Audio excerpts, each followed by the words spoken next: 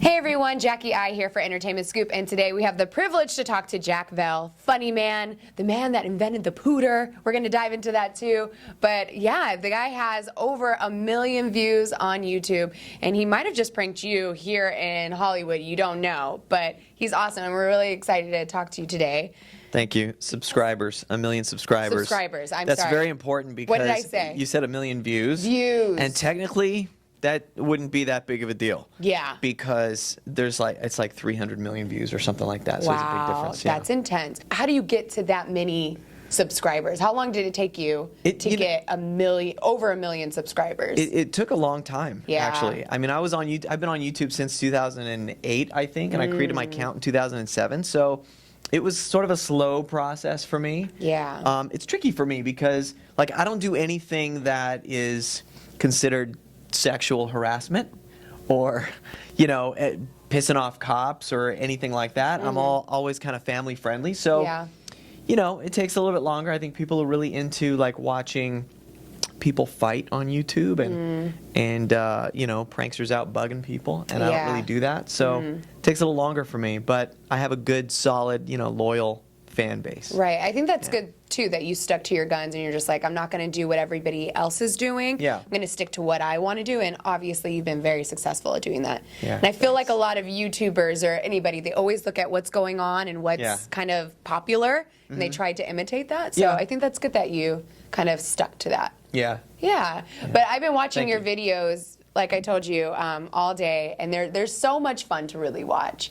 And I'm curious on how you even get your ideas, because you have to keep it fresh to keep your viewers entertained. Yeah. What is your thought process when you sit down and you're like, okay, this is the prank, how do you come up with them? Usually it's honestly something that happens in real life. Like if something happens that's kind of goofy and it kind of makes me start thinking about it, that would be really good for a prank. And I have an 18-year-old kid who hangs out with me all the time, and he'll say something funny that I know either has to be used in stand-up comedy or something, and so I'll try to turn it into a prank. I have a prank that I did with a buddy of mine, Greg Davis Jr., who is also known as Clarity on Vine. Yeah. And I've known Greg for a long time, and we did the race change prank, and we did it That for one was our hilarious. TV. Did you see that? I saw that, yeah. It was great because the awkwardness. I thought you were... Right. Wait. White guy, black guy, Yeah. but nobody wants to say it. Yeah. They're acknowledging there's a difference, They don't say there was a black guy. They're like... Didn't that guy have a beard? Somebody else. Yeah, there's something else different about him, but it's awkward. And I think, that's what I love doing, is I love putting people in that position where they don't really know what to say. Yeah. They feel uncomfortable. Make them squirm. Watch them squirm. Yeah, That's definitely. fun. It's just so cool that your whole family is a part of this, and that now you guys have a TV show. Yeah. I mean, is there ever a moment where your kids have been embarrassed by you, or have they all just really jumped in and were like, we really like this? I think they all really jumped in. I think everybody's really on board and excited. Awesome. Yeah, it's fun to get to. I mean, I work with my whole family developing from brainstorming and the conception of the prank to the execution of the prank, and everybody's involved in some way. Cool. And it's great. I mean, I draw inspiration from my 4-year-old and 6-year-old kids, awesome. that do silly things, because I think it's funny to see a grown-up in public act like a little kid. There's it's something not awkward about that, Yeah. But I wish we could act like that on a day-to-day basis, but people get a little weirded out by that. I know. How do you not break character?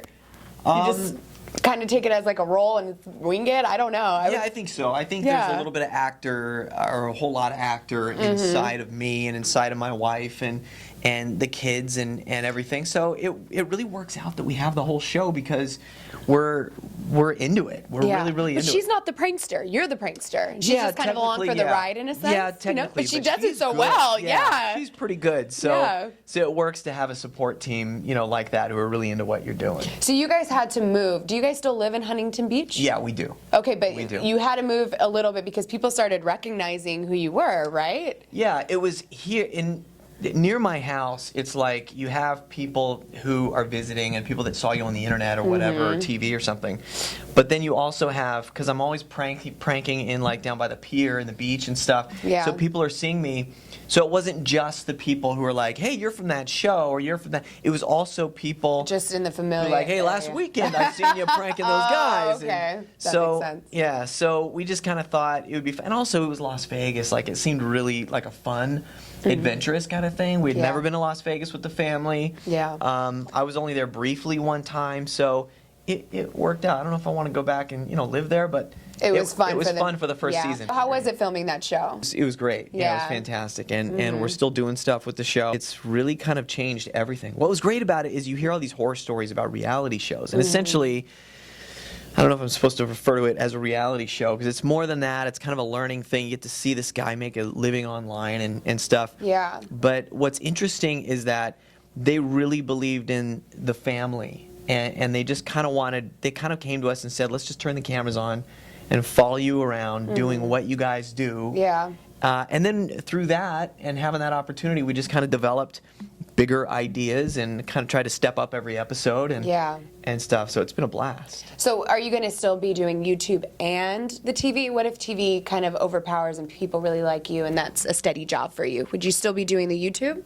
Oh, yeah. Yeah. Yeah, absolutely, definitely. Because I have to remind myself, like, without that core, million fan base, without those subscribers, this opportunity wouldn't have been here. It wouldn't have arrived. It's like, I can't believe that I do what I do for a living on television now. Yeah, that's because of being silly on YouTube. Yeah. And I'm just doing this for fun. This is what I do day to day. Yeah, and it's so but it's incredible. all because of the numbers. It's all because of these people, that watch my ridiculousness. Are there other pranksters or YouTube people that you kind of look up to? I know you said there's people that do different pranks and stuff. Who would you say that you kind of look up to, or you appreciate their craft and that you watch theirs and you're like, get some inspiration from it? I can't think of a lot of like pranksters that do that for me. There's a lot of pranksters that I like, that I'm friends with and stuff like that. But Yeah.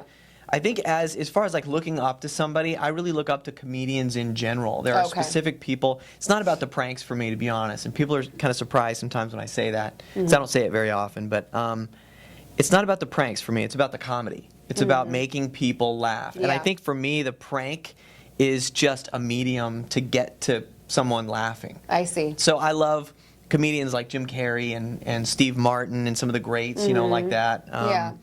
But those are the kind of people that I really look up to. It's really about comedy for me. So outside of just YouTube and outside of your show, what do you guys like at home? I know we get a glimpse of it on the show that you're on, but when you're not pulling pranks, what were you doing before that? What was your 9 to 5?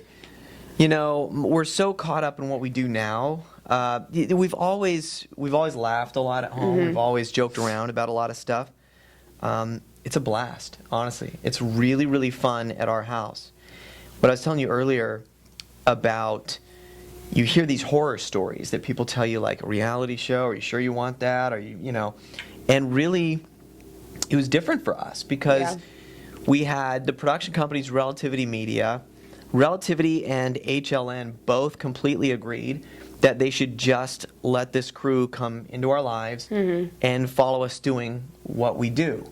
So it was really kind of neat. Like, what you see on TV when you're getting to know the kids and me and Sherry is really 100% who we are. It's really That's awesome. absolutely real. Yeah, it is. And so we're really like that in real life. Well, Jack, if people are watching this and they haven't seen your videos or haven't seen your show, where can they go to check you out? YouTube.com, obviously, /Jack Vale Films. Awesome. Thank you so much for joining us. You're Yeah, awesome. thank And you for keep having me. It was making fun. people laugh and have a good time. I will. Yeah. I'm Jack Vale, and you're watching Entertainment Scoop, not Poop.